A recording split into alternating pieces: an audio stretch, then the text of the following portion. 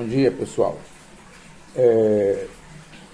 Eu imagino que o Brasil, no seu contexto geral, seja uma história da caronchinha, porque é vergonhoso. Eu estava assistindo agora, que me mandou um companheiro, a uma PEC, né? PEC, vocês sabem, a proposta de emenda à Constituição, a PEC 032. E lá eles falam na perda dos direitos do servidor público. Agora, quem é que perde? O baixo escalão. Quer dizer, a massa, a maioria, quem ganha de R$ 2.000 a R$ 2.500, até 3. Então, o pobre está sempre na pior situação, seja ele na esfera privada, seja ele na esfera pública. Eu me lembro muito bem, e assim vai caminhando a passos gigantescos. Eu me lembro, isso aí vou falar uma linguagem fácil para todo mundo poder entender. Eu me lembro, eu estou com 68 anos. Eu me lembro nos anos 70, um pouquinho antes, o ensinamento público. Nos anos 60, o ensinamento público era um ensinamento adequado. Era um ensinamento que proporcionava bons frutos, bons resultados. E isso, lamentavelmente, com o passar do tempo, foi enfraquecendo. Por quê? No começo dos anos 60, no final dos anos 60 para 70, já começo dos anos 70, eu vou fazer um pequeno parêntese, quem era habitante de cidades menores, talvez não tenha sofrido tanto isso.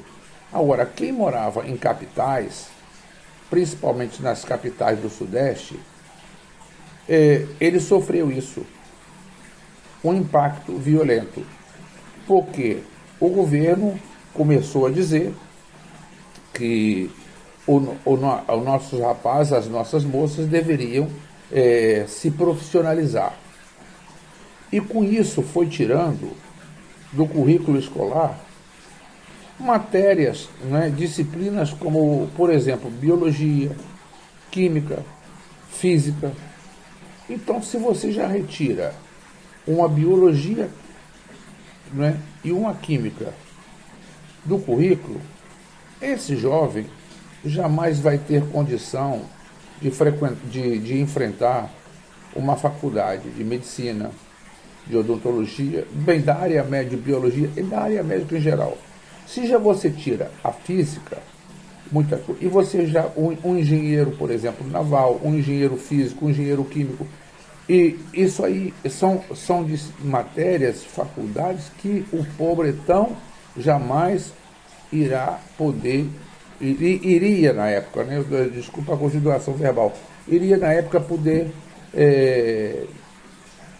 tentar. E começou-se então uma criação, porque isso já foi uma proposição e vou fazer depois uma comparação com a área médica da atualidade. Isso já foi proposição de grandes professores e com um conchavo muito grande na formação e na abertura de pequenos cursinhos.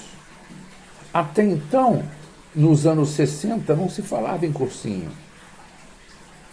Hoje, para você entrar numa faculdade, não estou dizendo essas faculdades pagas, desculpe, essas faculdades pagas, né, que você faz, eu não quero dizer pagou, passou, porque tem muita gente boa também lá, mas não é uma federal. Então, para que você entre hoje numa federal, você tem que estar bem atento a um cursinho e ser vítima da cobrança de um cursinho desse que vai lhe preparar. Porque se isso cabia, e se isso era incumbência do Estado, agora é incumbência privada. para você se preparar. Então você já gasta uma fortuna.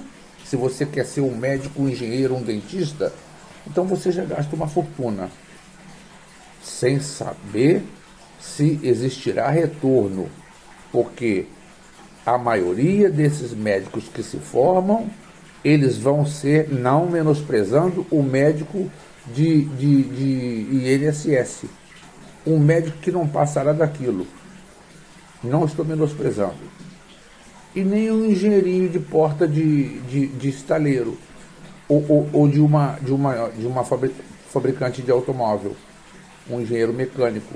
Não, eu não estou menosprezando essa gente, mas é o que é, porque o bom, ele é bom. Mas voltando, então vocês viram o que aconteceu? Isso ninguém comenta. Isso foi o que aconteceu. Então, o jovem daquela época, quando era moça, fazia técnica de secretariado, rapaz fazia técnico de contabilidade, técnico de economia, assim como eu fiz, e assim por diante. A mesma coisa aconteceu já de anos para cá na área da saúde. Há mais de 20 anos, eu, mesmo não estando no Brasil, eu tinha um plano da Unimed. Vamos dizer Unimed, vou dar um exemplo, não é somente Unimed. Eu tinha um plano da Unimed, um plano até razoavelmente bom, e que eu poderia pagar, e que só usufrui dele 2 vezes, para coisas menores.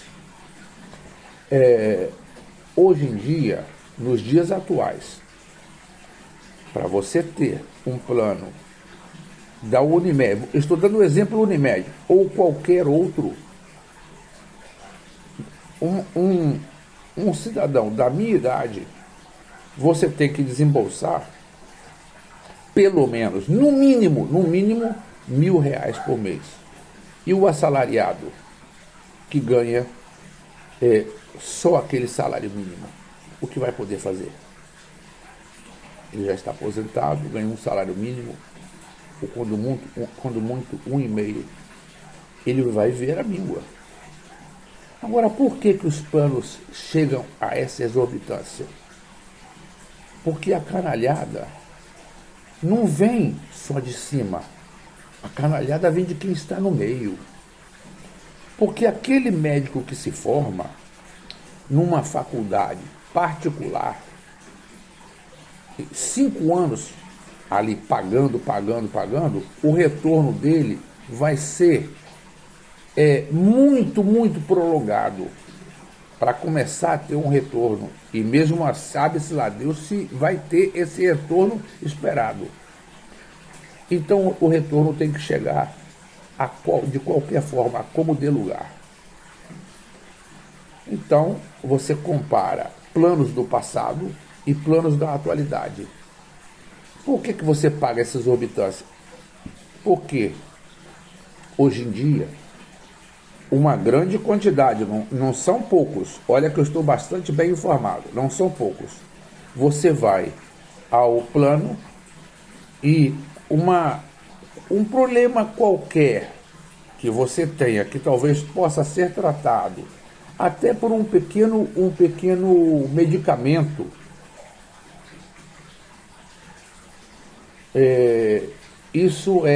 essa hipótese é afastada do afiliado ao plano. Por quê? Porque ele quer que isso seja algo mais vultoso, que traga melhor compensação financeira. E simplesmente você prescrever um remédio não resulta. Muitos remédios poderiam ser prescritos para problemas cardíacos. Não faria falta fazer uma cirurgia cardiovascular. E assim em outras próteses também. Mas o que eles fazem? Uma grande quantidade. Estou falando só na área médica, mas não me limito só a isso, não. O que eles fazem? Como o que se foi gasto no investimento, estou falando gasto entre parênteses, o capital investido na formação daquele médico, ele deveria ter um retorno que supostamente teria que ser um retorno mais acelerado. E isso não acontece. Então a forma é você atuar como bandido. Aquela senhora de mais idade que poderia se valer de um medicamento, é indicado a ela que aquele medicamento não faz efeito desejado. Então, mais preferivelmente que ela passe por uma intervenção cirúrgica, sem a mínima necessidade. Por quê? Com a intervenção cirúrgica, existe a forma de, pela esquerda, por baixo do pano, o médico receber uma boa bolada. Agora você conta quantos pacientes passam por um consultório médico ao mês. Se ele fizer em 10% dos pacientes, ele sai daquele problema. Então, isso é o que eu tento falar. E o pessoal desconhece. O pessoal não gosta de comentar. Porque quando você vive ausente do problema, você não liga para ele. O pior é que nós não temos que viver ausente do problema. Nós devemos viver com ele. Porque é muito bonito você só se alegrar com o que é bonito. Agora, você tem que também saber que existe o lado não tão bonito. E o lado não tão bonito deve ser reparado. Mas quem é que quer reparar? A maioria não quer. Então a maioria sofre. A maioria padece. Por quê? Porque, eu não gosto da política. Eu não quero falar sobre isso não. Isso é o que pensa a maioria.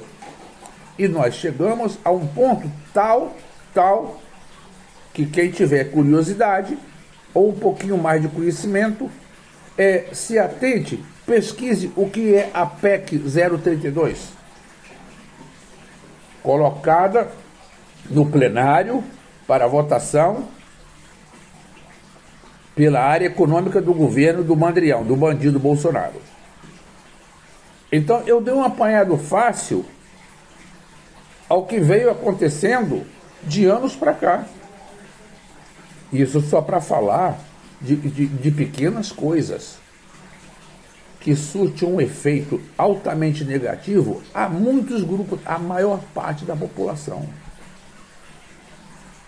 Pensem nisso e vejam se vocês, de agora em diante, devem dar um pouquinho mais de atenção à nossa esfera política, pelo menos se inteirar mais do que passa. Porque senão, me desculpe, cidadão, me desculpe, se você não fizer isso, você não vai passar, estou falando entre aspas, quero que vocês entendam, você não vai passar de um burro de carroça. Por que eu digo isso? Porque você vai estar com a viseira assim, só vai olhar para frente, e sendo comandado pelo carroceiro. Para que você não seja esse burro de carroça, é preciso que você se atente a esses detalhes todos. E faça por onde. Desculpe se eu fui um pouco agressivo na minha fala, mas é a verdade. E a verdade, ela não gosta de ser bem vista. É isso. Pensem bem. Bom dia a todos.